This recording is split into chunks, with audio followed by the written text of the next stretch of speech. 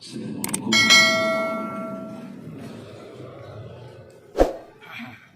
Alhamdulillah, nasta'inuhu wa nastaghfiruh wa na'udzu bihi min shururi anfusina wa min sayyiati a'malina. Man yahdihillahu fala mudilla lahu wa man yudlil fala hadiya lahu. Asyhadu an la ilaha illallah wahdahu la syarika lahu wa asyhadu anna Muhammadan 'abduhu wa rasuluh. اللهم صل وسلم إلى نبينا وسيدنا المصطفى محمد وعلى آله وأصحابه أجمعين. أما بعد، رب اشرح لي صدري ويسر لي أمري واحلل عقدة من لساني يفقهوا قولي. Segala puji bagi Allah, kemudian salawat dan salam kepada Rasulullah, pada keluarga dan seluruh sahabat-sahabatnya yang Allah muliakan, insyaallah. Bapak-bapak, ibu-ibu, jemaah salat maghrib dan isya, semoga kedatangan kita menjadi pahala di sisi Allah Subhanahu wa taala.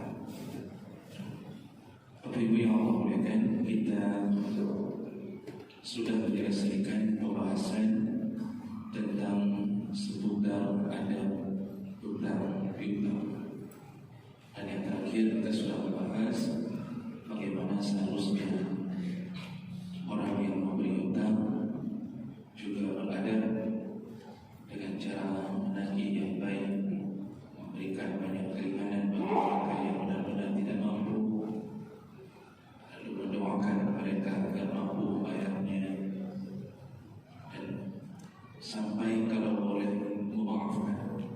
Tapi itu tentu bagi orang yang kita lihat jujur, amanah, dan benar-benar tidak mampu.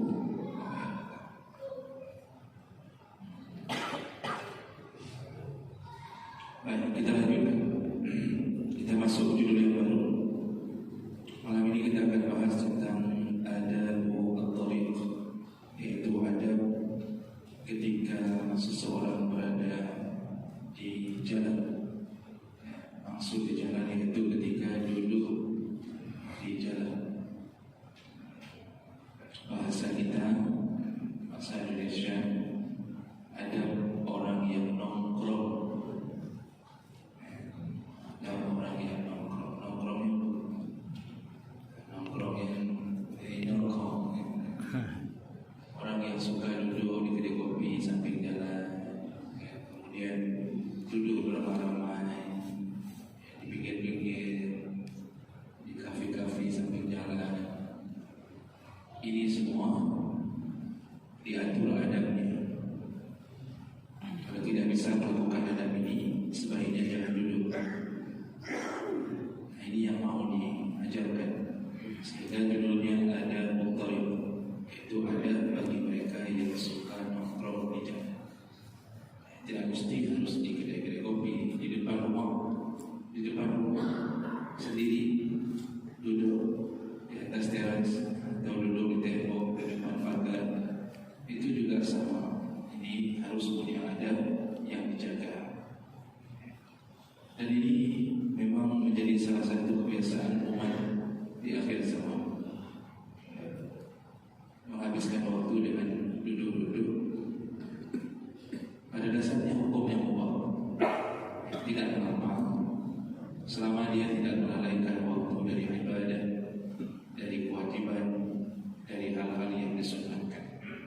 Nah, oleh karena itu jangan sampai duduk-duduknya kita di samping jalan menjadi dosa, maka harus paham adab-adabnya. Bagi orang Aceh tentu duduk di kedai kopi adalah sesuatu yang dianggap tidak bisa lepas daripada kehidupan. Dan ini banyak yang kadang-kadang tidak sadar duduknya menimbulkan dosa.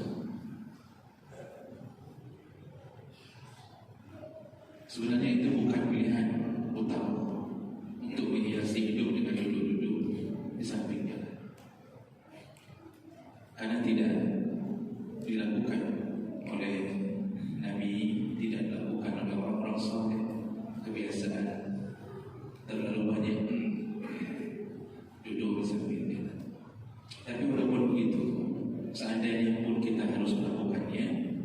sudah menjadi kebiasaan, maka perlu dijaga adab-adabnya. Baik, kita mulai.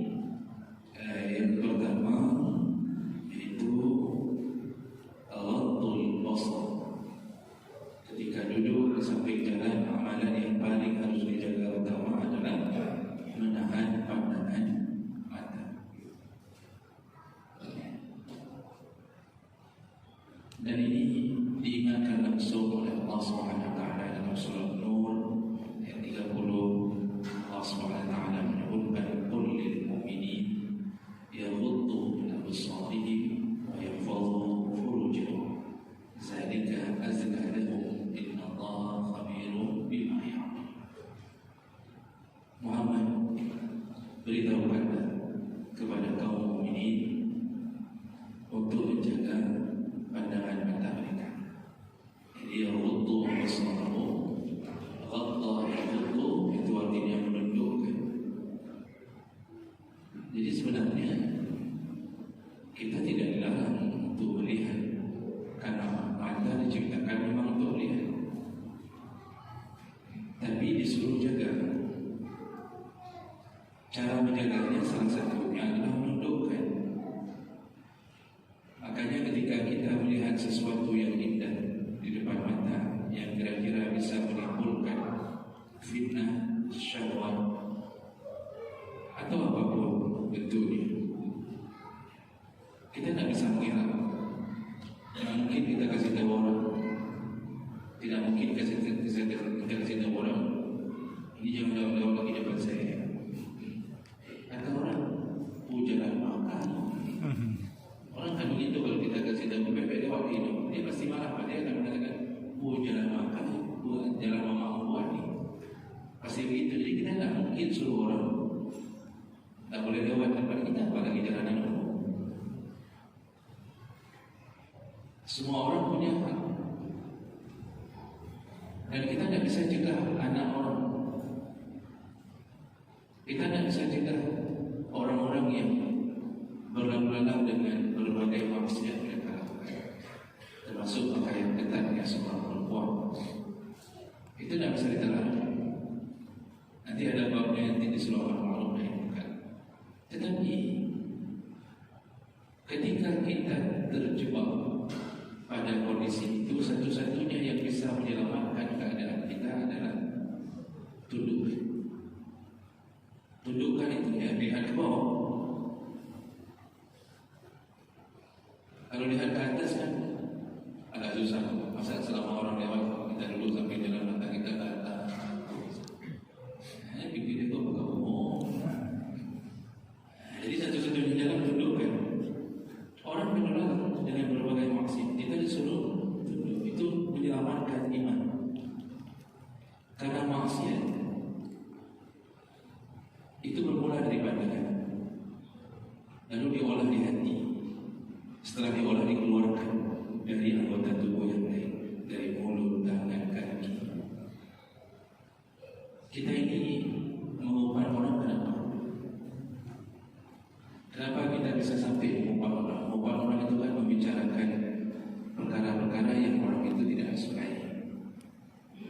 Atau kita membuka aib orang. Itu bermula dari apa? Karena kita sudah lihat, paling kurang lihat fotonya, kita sudah lihat. Karena sudah lihat, mulai hati berdetak untuk mengolah apa yang kita lihat. Kalau hatinya orang saleh merasa ada terusan dunia, aib kok tak boleh kita buka, itu pilihan hati disertai bisikan mereka. Tapi kalau orangnya tak boleh, orangnya tidak, sama sekali tidak ada saringan, apa yang dia lihat diolahnya langsung, diolahnya. Makanya kita mulai mengeluarkannya dengan tangan. Kita ketik di WA, lalu kita update status di Facebook. Tidak kusangka ternyata engkau begitu. Ada buruk. Tapi kita pergi kasih tahu orang gara-gara penglihatan kita. Hati ini tidak tenang, syahwat membara ketika melihat. Menonton yang porno, melihat yang porno, hati yang tenang menjadi tidak tenang. Dari rencana tidak ada maksiat, kemudian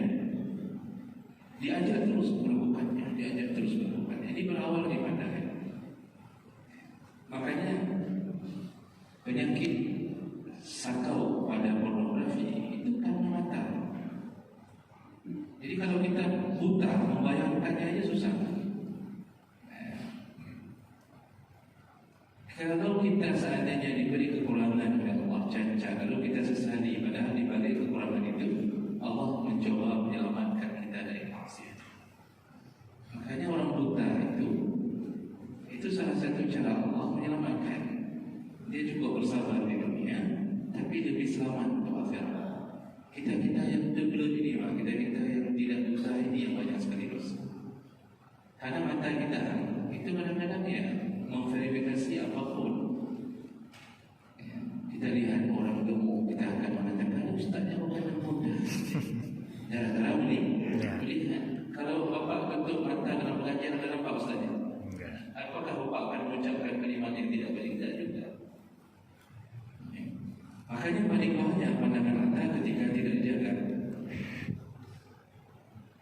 Sehingga ayat ini itu disambung dengan wa yahfadhu furujakum. Jagalah pandangan mata, tundukkan lalu jagalah farj, yaitu kemaluan. Ada hubungan yang sangat kuat antara mata dan kemaluan. Mata dosa mengajak kemaluan untuk berdosa. Makanya yang paling banyak berzina yang melihat. Yang buta tidak ada rencana berzina karena dia tidak bisa membayangkan, apalagi buta dengan kecil. Kita bilang cukup cantik lidahnya, cukup seksi itu perempuan itu. Orang buta itu tidak bisa bayangkan. Dia membayangkan ya apa-apa yang terlintas di kepalanya, tidak ada tafsiran yang dia bisa tahu. Tapi kalau sudah buta juga masih berzina, ya aduh guys. Sudah mungkin itu butanya bukan buta dari bayi itu, buta sempat melihat. Lalu menjadi buta karena terlalu banyak nonton film porno, buta. Ada gimana ada buta dalam selimut, HP hidup sendiri dalam cahaya. Lampu sudah dimatikan, dalam selimut bercahaya. Kita pikir anak kita mendapatkan karamah.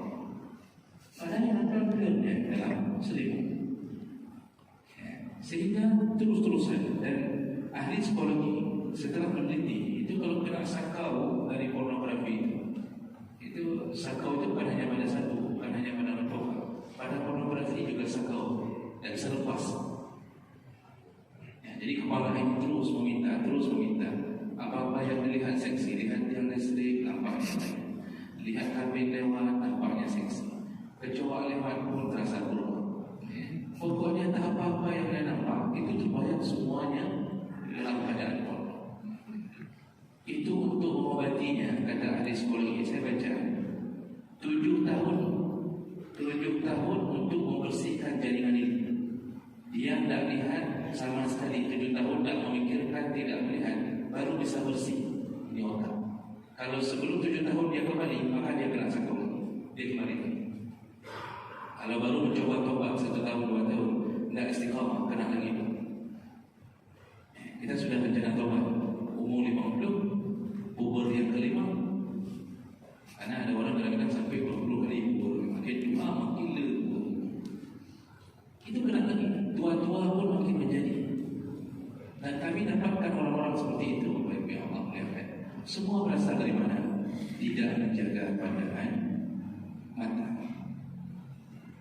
Dan salah satu kemungkaran dari mata ini ketika kita sering melihat, jadi difasilitasi oleh banyaknya duduk-duduk di samping jalan. Kita kalau sudah duduk samping jalan, siapa yang lewat dia? Dosa macam-macam. Ada aja yang kita komentari, ada aja yang kita lihat. Padahal kadang-kadang sudah punya istri, tetap dalam pandangan dia istri orang tetap lebih cantik.